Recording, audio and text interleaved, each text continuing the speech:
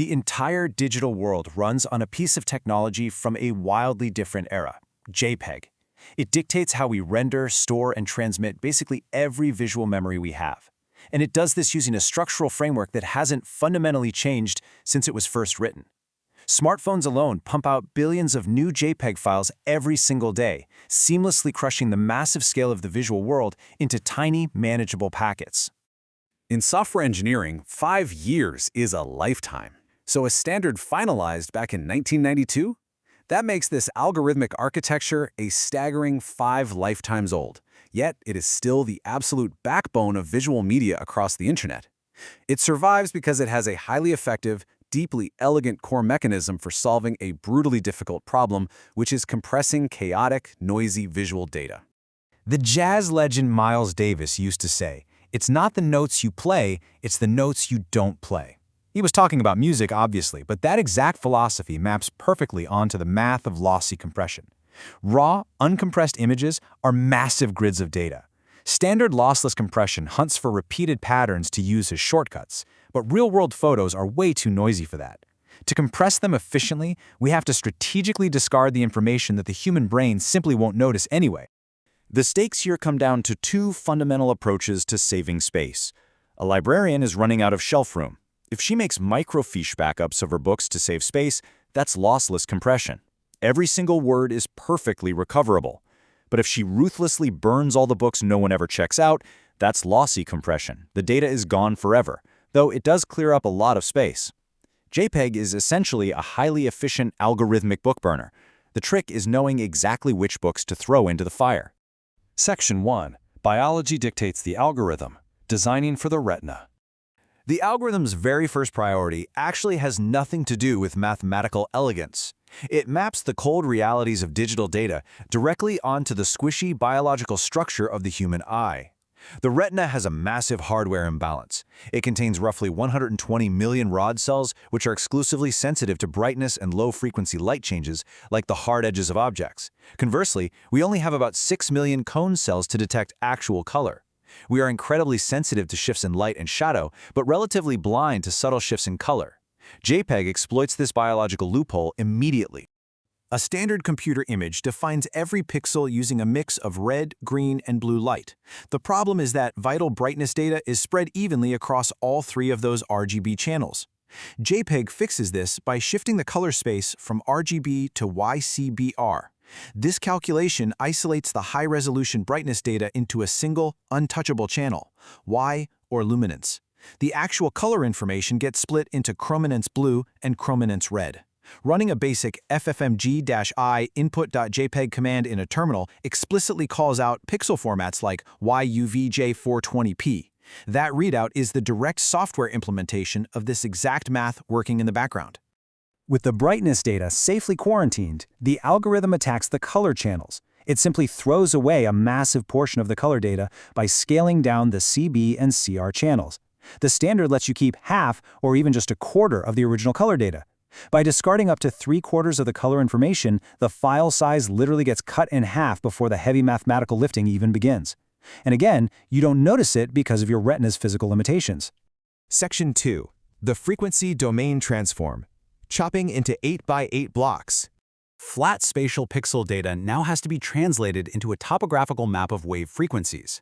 To do this, the image channels are chopped up into uniform grids of 8x8 pixel blocks. Normally, the upper left value is just the brightness of the pixel in that physical corner, but JPEG transforms this block into the frequency domain. Now, the coordinate position inside the block represents a specific frequency band. The upper left corner maps to the lowest frequency information, representing broad sweeping changes in light. The lower right corner maps to the highest frequency information, capturing chaotic noise and fine textures. Worth sitting with for a second.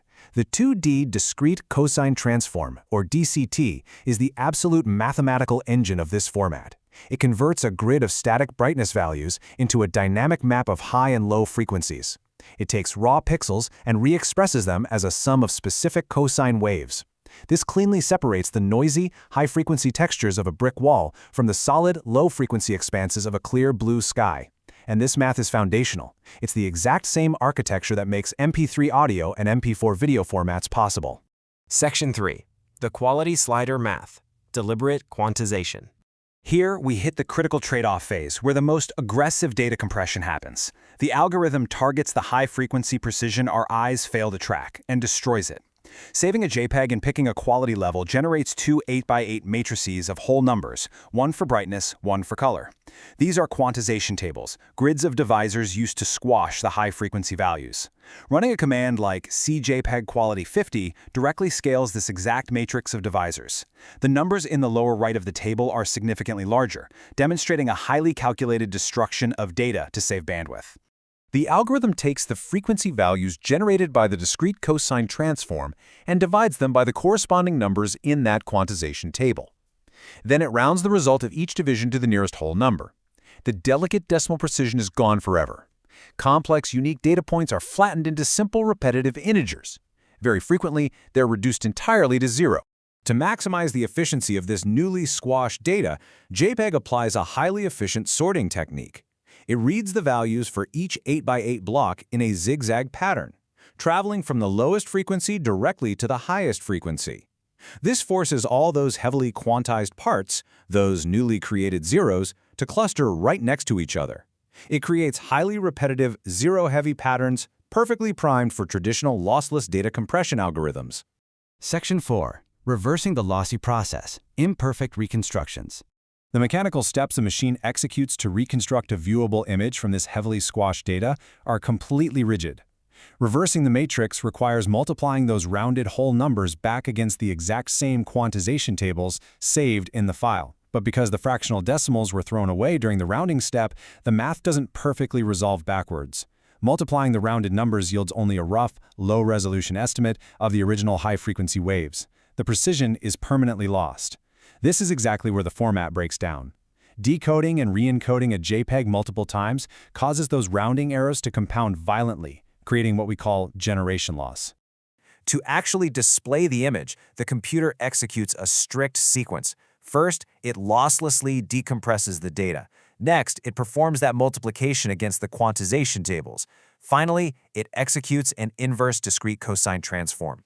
This inverse math takes the estimated cosine waves and converts them right back into a recognizable physical grid of luminance and chrominance pixels. The wave frequencies become light intensity once again. The algorithm now has to deal with the color data it threw away in the very first step. To rebuild a full composite image, the scaled-down CB and CRAR channels have to be physically upscaled, sometimes by as much as 400%. The process noticeably degrades here, forcing the computer to guess the missing color data by averaging the surrounding pixels. Depending on the software's interpolation method, this approximation results in either a slightly blocky visual output or a slightly blurry one. The decoding pipeline wraps up by mathematically mapping this flawed but functional YCBR composite back into the standard red, green, and blue channels. The machine translates the reconstructed luminance and the approximated chrominance into the specific values of colored light your physical display monitor needs to blast the image into your eyes. Here's the part that's easy to miss. The exact data sacrifice to the algorithm is laid bare when generating a difference map between the original uncompressed input and the final decoded output. Mathematically subtracting the output from the input makes the exact losses appear. The darker pixels on this difference map indicate higher variance. It shows exactly where the high-frequency details and subtle color shifts were systematically stripped away to hit a smaller file size, completely hidden in plain sight. Despite the deliberate mathematical destruction, the inherent interpolation flaws, and the discarded data, the core mechanism holds up remarkably well under the scrutiny of human perception. An archaic framework established all the way back in 1992 continues to seamlessly deliver the visual web, built entirely around the biological blind spots of the human eye. Thanks to our Max membership, Hans-Jörg Zeller at H. Zeller. This episode is based on How JPEG Works by Christopher G. Jennings. If you enjoyed the journey, you can hit the like and subscribe to the channel. Thanks for listening. See you next time.